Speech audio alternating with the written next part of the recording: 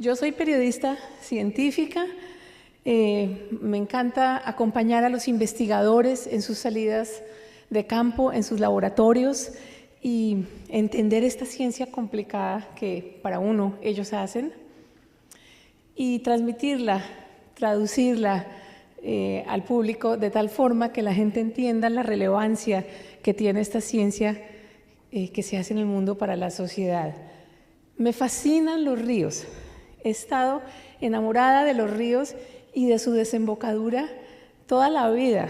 No sé, quizás porque yo nací en Bogotá y en Bogotá pues en vacaciones, en fines de semana a veces yo iba pues al Salto Tequendama, pero no alcanzaba a ver el río Bogotá que pasaba. Entonces para mí este Magdalena que tenemos aquí al lado siempre fue una cosa mítica. Y en 30 años de trabajar escribiendo para publicaciones varias, desde National Geographic hasta Discovery Channel, El Tiempo, y también libros de novelas, he tratado de integrar de cierta manera los ríos. Entonces, miren esta belleza de fotografía de satélite Landsat de nuestro Magdalena, con esa gran coma rosada que se esparce con todo este sedimento tan poderoso que penetra en el Caribe. ¿Qué pasa con esa agua? Muchas veces uno no se pregunta, cuando es miembro del público general, ¿qué pasa con ese juego de poderes, ese juego de tronos, digámoslo así, del agua salada peleando contra el agua dulce, porque es una pelea a muerte? Entonces a mí a veces me gusta hablar sobre eso y una imagen vale tanto como 1000 palabras. Siendo escritora creo que las palabras también valen mucho y fíjense ustedes, pues esta imagen nos está diciendo muchas cosas. La cuestión del periodismo científico, ¿qué es periodismo científico? Sí es informar, también es educar, a mi parecer. Yo también soy comunicadora en otras plataformas y me parece que los ríos necesitan mucha más de nuestra atención. Siempre trataba de ir al Tajamar, a la punta del Tajamar en Bocas de Ceniza. Nunca se podía, siempre pasaba algo. Quería ir en lancha con los investigadores, no se podía. Después llovía mucho, después entonces me cambiaron el horario del avión. Finalmente, hace como 4 días dije como que me llamo Margarita, que hoy es. No, Ángela, ¿cómo le ocurre que eso está inundado? Y dije, no, pues no. Agarré un taxi, llegué a Las Flores, después entonces agarré un trencito y después agarré una moto y después entonces caminé como 1 kilómetro por rocas bastante complicadas y llegué a la pura punta, Puerto Mocho. Pero entonces, ¿qué pasó ahí? Llegué a la punta y qué felicidad. Bueno, por aquí creo que tengo otras fotos, si me puedes pasar a la siguiente. Entonces llegué, como me ven, morada, porque eso sí el calor estaba, pero llegué un cubio, roja. Pero subirse a esas rocas, yo llego al Everest si me dan tiempo. El punto es que pasó algo muy lindo y es que en el camino, en todo este Tajamar, empecé a encontrarme con todas estas personas geniales. El pescador, el señor que puso su panel solar y vieron la discoteca que se armó en la casa de ese señor. Ese señor, pues mientras haya sol, él tiene su energía para hacer todo lo que quiera. Doña Luz me vendió pues las Coca-Colas y las cervezas para todos mis amigos y este caballero Carlos que hace turismo. Yo iba pensando en ciencia, iba pensando en qué maravilla poder hablar de esta convergencia, este juego de poderes. Yo estaba pensando en física, estaba pensando en hidrología, estaba pensando en sedimentos y de lo que he leído todo estaba en mi cabeza, pero cuando empecé a conocer a esta gente entendí de verdad la relación que tiene la gente con el río y fue una cosa muy, muy bonita oír las historias difíciles de escuchar porque no la tienen fácil, difíciles de oír cómo La draga, el proceso de dragado está cambiando la dinámica del río Magdalena de Bocas de Ceniza, y me cuentan ellos que antes veían delfines y otros animales y ya no los ven. Bueno, son cuestiones difíciles, pero su vida pues se ha complicado. Me explicaron cómo se pesca con la cometa. Me comentaba mi amigo el profesor Jaime Cantera de la Universidad del Valle: espérese a que los vea pescar con cometa. Genial. Esta gente se inventó una cometa de plástico llena de anzuelos, y esta cometa la lanzan al aire altísimo, y aquello, pues los anzuelos caen al mar y van pescando los animales de forma increíblemente sabia. Es una forma más de trabajo. Entonces, pues fue muy lindo eso que me pasó, y eso pues me lleva, si queremos, a la siguiente. Antes de eso, yo pues fui editora de esta revista que hace Universidad del Norte. Yo me inventé el nombre con los compañeros de comunicaciones, Intelecta, no sé por qué llegamos a ese nombre, pero me pareció muy divertido. Y este fue el primer número, y decidimos, ¿qué hacemos para el primer número? Esto fue ya hace como unos 4 años, antes de pandemia. Y oí que Uninorte estaba haciendo muchos trabajos de ingeniería en las bocas, en Bocas de Ceniza, y entonces pues hablé con los profesores, varios, como por lo menos 4 o 5 profesores, y decidimos llevar esta nota a la portada, que me tuvo muy feliz porque nos ganábamos después un premio de Cor Magdalena. Es un artículo de por lo menos 9 páginas, bueno, sobre el río, ¿no? Pero entonces, ¿qué es la cosa? Que aquí les voy a dar algunos ejemplos, leer algunos ejemplos de cómo me aproximé yo, lo escribí yo, a explicar la ciencia, porque la ciencia hay que explicarla desde el punto de vista humano, pero también usando los sentidos. Lo primero que uno aprende cuando escribe una nota, por ejemplo, para National Geographic, es: lléveme al sitio donde están estudiando, pero explíqueme, pero también descríbame, y no le dé miedo poner los sentimientos de ese investigador que lleva toda su vida estudiando algo y finalmente pues está en un ambiente donde puede hacerlo o llega a alguna conclusión. Entonces, si quieres, pasemos a la próxima. Y así comienza. Es un pequeño Amazonas. Ahí viene, por ejemplo, uno de los trucos que usamos, son las comparaciones. Son muy, muy útiles en literatura. Es un pequeño Amazonas, un río de cientos de vertientes, unas más humildes que otras, que desde hace 12 millones de años y a lo largo de 1.500 kilómetros carga con la personalidad geológica, climatológica y antropológica de todo un país para desecharla sin miramientos allá en el Mar Caribe. Continúo su desembocadura, que antiguamente formaba un abanico de islas y múltiples bocas móviles que abrazaban kilómetros de la costa atlántica colombiana. Es hoy un único pulso de agua salobre encajonado entre tajamares. Esto es una explicación, no tiene mayor ciencia, sin embargo, la idea es hacerlo fácil y nuevamente comparar. Entonces, eso es otra parte del artículo, no es la continuación, pero sí, si quieres, gracias, pásamelo. Cuando es libre de impedimentos, la boca del río se mueve en el tiempo y el espacio como la cabeza de una serpiente. Esta comparación te da exactamente la idea de lo que pasa, ¿cierto?, en el río. Ese tipo de pequeñas cositas que usamos los escritores para agarrarlos a ustedes a que lean.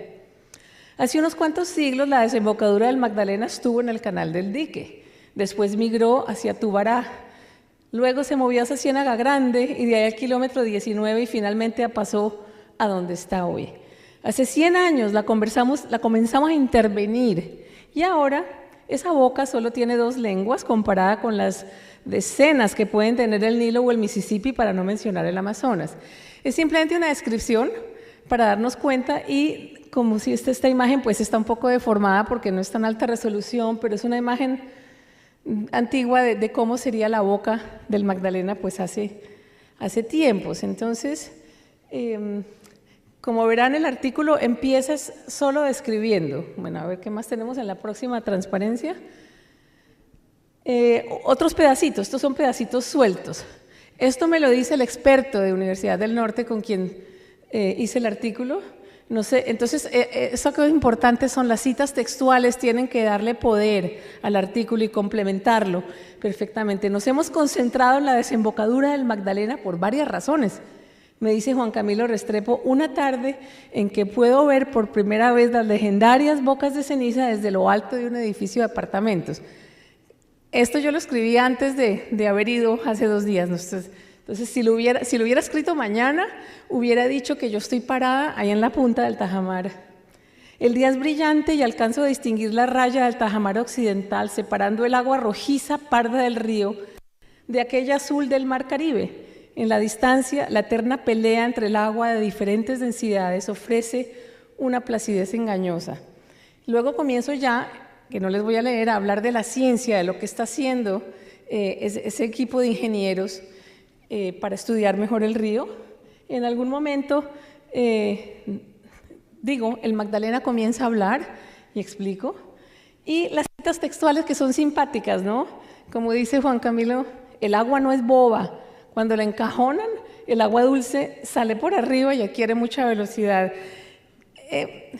¿Cuál es la idea? Es simplemente, es como una trenza de colores, como les digo a mis estudiantes. Yo dicto clases de cómo los investigadores y los estudiantes y los periodistas pueden describir la ciencia de forma atractiva. Y es como hacer una trenza con varios colores.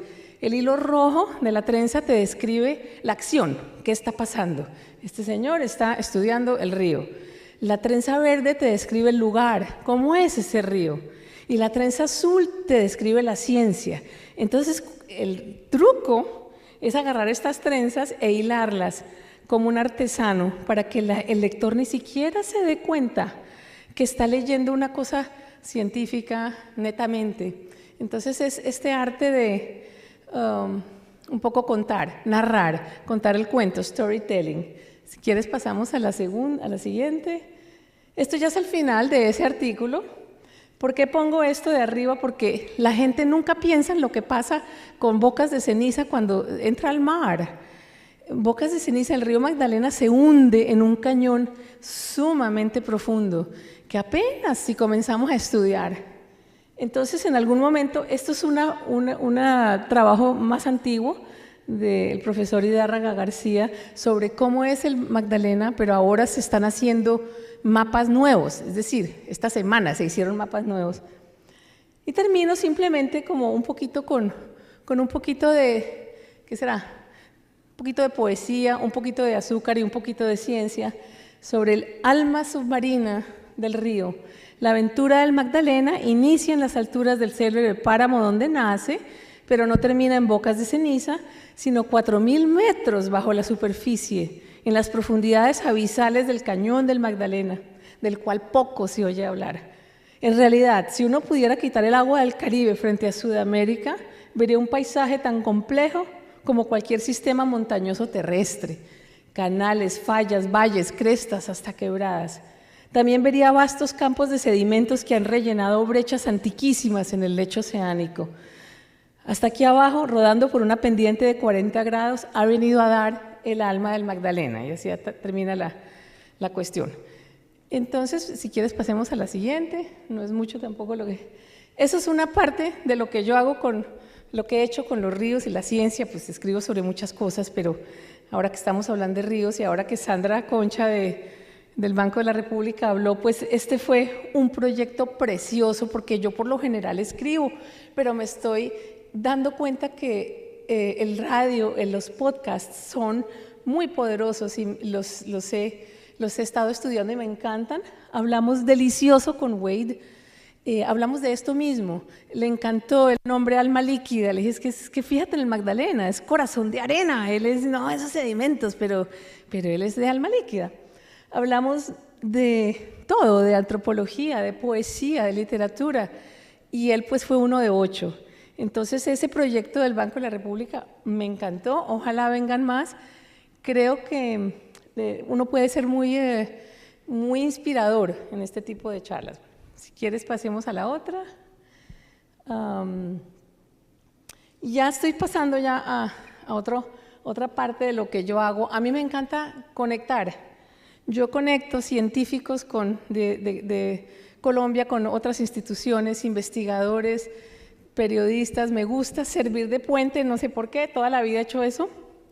Y cuando estaba yo estudiando allá en la Universidad de Massachusetts, en MIT, en el Instituto Tecnológico de Massachusetts, ellos trabajan con el Instituto Oceanográfico de Woods Hole, que es muy conocido. Y estaba yo tomando clase con un profesor alemán. Y el profesor nos empezó a hablar de las desembocaduras de los ríos en el mundo. Y empezó a lamentarse. Me dijo, es que tenemos este proyecto muy lindo que se llama Observatorio Mundial o Global de los Ríos, pero es que nos hace falta un río en Sudamérica. En el norte de Sudamérica sí está el poderoso Amazonas, pero no, eso no es lo que yo quiero. Pero no logro conocer a nadie, fíjate, el científico alemán en Estados Unidos, y se empata con esta periodista loca que nada que ver, y le dije, se le tiene, señor. Entonces, pues, lo contacté con la gente de Uninorte, eso fue hace varios años, y comenzaron, y ahora el río Magdalena, las Bocas de Ceniza, es parte de este importantísimo proyecto global de estudio de desembocaduras de los ríos. Entonces, eso es lo que dice el profesor, no teníamos contactos, etc. El río Magdalena abre un nuevo capítulo y eso a mí me tiene muy orgullosa porque, pues bueno, vamos a ver, la idea es tomarle el pulso al río como si fuera un paciente en un hospital, cuáles son sus signos vitales, cómo está su sangre, cómo está su azúcar, cómo está el colesterol, cómo estamos de corazón, y hacerlo continuamente y comparar. La ciencia siempre se basa en comparaciones. Si el Magdalena tiene muchos sedimentos, ¿cómo está en comparación con el Yangtze en la China, que todavía tiene más sedimentos ese río? Entonces, pues eso es una de las cosas bonitas. Bueno, la siguiente, ya casi ya no los aburro más. Esto pasó antes de ayer, esa es otra genial. Estaba en Cartagena, fui también a visitar este buque. Fíjense lo linda la relación que hay entre Alemania y Colombia. Históricamente ha habido una afinidad muy linda entre los dos países, no solo desde el Instituto Humboldt, sino pues lo que está pasando aquí enfrente a ustedes ahorita mismo. Este buque, María Merian, es uno de los tres buques más modernos de investigaciones alemanas. Es un buque que ya tiene 15 años de edad, pero es un buque especial para servir como plataforma de investigaciones oceanográficas de altísimo nivel. Entonces, la historia es linda, porque hay un investigador de la Universidad del Norte. ¿Por qué la menciono tanto Universidad del Norte? Porque es a quienes conozco aquí en la costa atlántica. Ahora ya voy a empezar a hablar de la Universidad del Atlántico. Más nos vale. Este muchacho, Óscar Álvarez, es físico y él siempre ha estado atraído ante la idea de estudiar el cañón del río Magdalena, el cañón sumergido, lo mismo que a mí me gusta, esa cosa que uno no ve. Si uno le quita el agua a esto, se imagina un cañón del Colorado. Y se contactó con un profesor alemán y el profesor alemán empezó a entender lo que está pasando con tantas instituciones. Colombia y Sudamérica, Colombia, tiene tantas cosas para estudiar que están vírgenes porque no hemos tenido acceso a tecnologías, ¿cierto? Antes había menos investigadores de los que ya afortunadamente cada vez hay más en materia de paleontología, geología, física, oceanografía. Necesitamos son estas conexiones que nos den las plataformas y que nos ayuden a entrar pues en materia.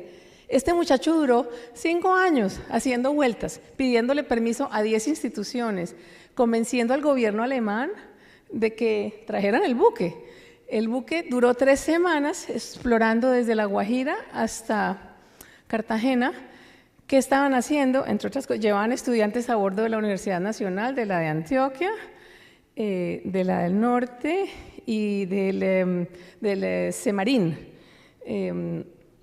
Y resulta que… no, pero no la pases todavía, que estamos todavía en el buque. Gracias, ya estamos acabando. Están estudiando, sacaron muestras de sedimentos. Bueno, lo primero que hicieron fue mapear. Si uno no hace un mapa, no tiene ni idea de lo que hay allí.